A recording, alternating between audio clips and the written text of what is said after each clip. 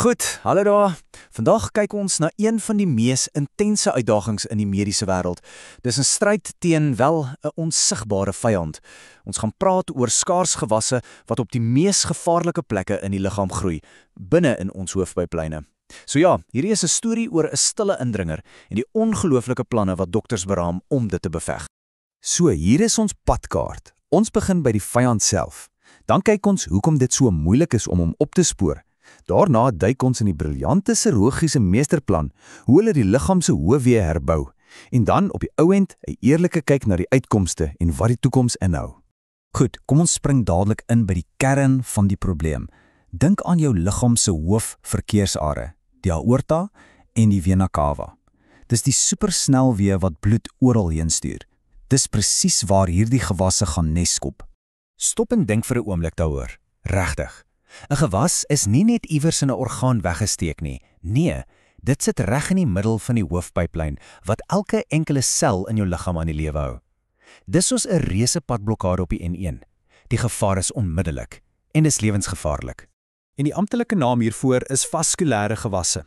Dis basies kwaadaardige groeisels wat in ons heel grootste bloedvate posvat. Die aorta, jy weet, dis daai groot slaagaar wat al die vars suurstofryke bloed van die hart af uitpomp. En die inferior vena cava, of die IVC soos ons dit noem, dis die groot aar wat al die gebruikte bloed weer terugbring hart toe. Nou, wat regtig interessant is dat hierdie vyand op twee maniere kan aanval. Aan die een kant het jy primêre geworse. Jy kan aan hulle dink as verraaiers. Hulle ontstaan van binne, reg uit die weefsel van die bloedvat self. Aortiese sarkoom is 'n goeie voorbeeld. En dan aan die ander kant het jy sekondêre geworse. Hulle is die indringers. Hulle begin iewers naby, soos in die nier, en dan groei hulle aggressief reg binne in hierdie hoofaar.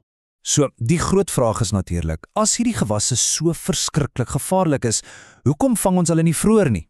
Wel, die antwoord is eintlik eenvoudig. Hulle is ongelooflik goed om weg te kruip. Kyk bietjie na hierdie lys simptome. Algemene ongesteldheid, moegheid, jy verloor 'n bietjie gewig, dalk 'n maagpyn. Klink dit nie maar soos 'n slegte week nie? Dit kan letterlik enigiets wees. Hierdie gewasse skree nie vir aandag nie. Hulle fluister, en dis presies hoekom hulle so maklik verkeerd gediagnoseer word as iets heeltemal anders, soos 'n aneurisme, terwyl die ware probleem net stil aanhou groei. Hierdie aanhaling uit die navorsing, man, dit is ysenwekkend. Wat dit basies sê is dat vir daai gewasse wat direk in die aorta begin, het dokters dit nooit een keer vooraf vermoed nie, in geen enkele geval nie. Die ontdekking is altyd 'n totale skok, 'n toevallige vonds tydens 'n skandering vir iets heeltemal anders. En hier is die tragiese gevolg van daardie stilte. Teen die tyd dat dokters uiteindelik 'n primêre gewas in die inferior vena cava vind, het die kanker in meer as die helfte van die gevalle reeds versprei. Dit het reeds sy tasse gepak en na ander dele van die liggaam getrek. Die stryd het soveel moeiliker geword nog voor dit eers behoorlik begin het. Maar, en dis 'n baie belangrike maar, selfs met sulke slegte kans is daar hoop. En daardie hoop lê in 'n ongelooflike, fyn gekoördineerde chirurgiese aanval. Dis nie net 'n operasie nie, dis 'n volskaalse meesterplan. En hierdie is nie 'n eenman vertoning nie. Glad nie. Dit vat 'n droomspan van spesialiste. Jy het die vaskulêre chirurg vir die pype, die onkoloog vir die kanker, die uroloog as die niere betrokke is, die lewerspesialis, soms selfs 'n hartchirurg. Almal werk saam op dieselfde tyd in dieselfde operasiesaal.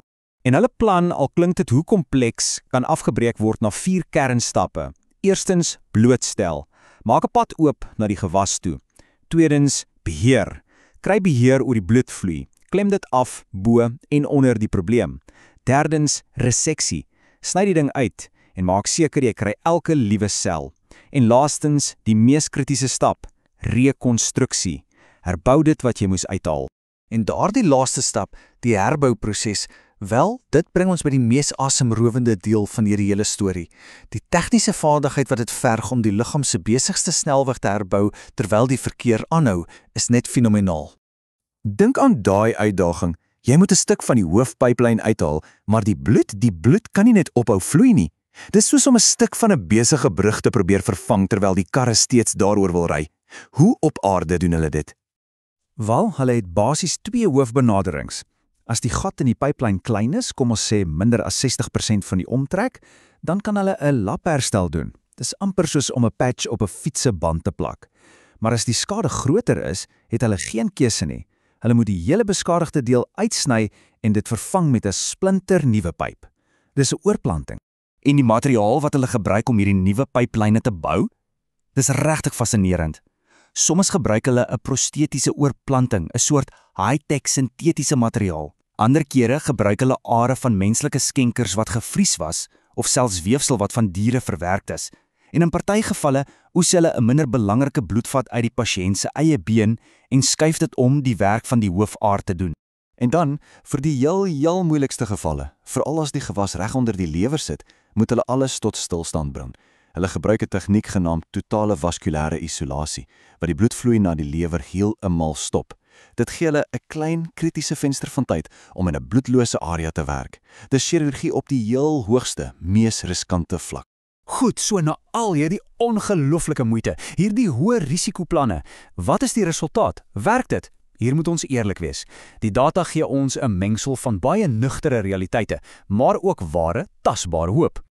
Kom ons begin met die slegte nuus. Vir daardie gewasse wat in die aorta self begin, daai verraaiers, is die prognose ongelukkig maar swak. 'n Mediaan-oorlewing van net 8 maande. Dit wys jou net hoe ongelooflik aggressief hierdie spesifieke kanker is. Maar, en luister mooi na hierdie maar, vir die ander tipes vaskulêre gewasse, veral die in die IVC, verander hierdie radikale operasies die hele prentjie. Kyk hier, 'n 5 jaar oorlewingssyfer van oor die 50%. Dis merkwaardig. Dit beteken dat vir die regte pasiënt bied hierdie mal, hoë risiko chirurgie 'n werklike goeie kans op 'n kuur. So, wat is die geheim? Wat bepaal sukses? Dit kom alles neer op een ding, en dit word 'n R0 reseksie genoem. Dit klink tegnies, maar dit beteken net een eenvoudige ding, om elke liewe sigbare kankersel uit te kry. As die chirurgiese span dit kan regkry om skoon rande te kry, dan verbeter die pasiënt se kans op oorlewing dramaties. Dis die een faktor wat bo alles uitstaan. En dit laat ons met 'n laaste baie belangrike vraag.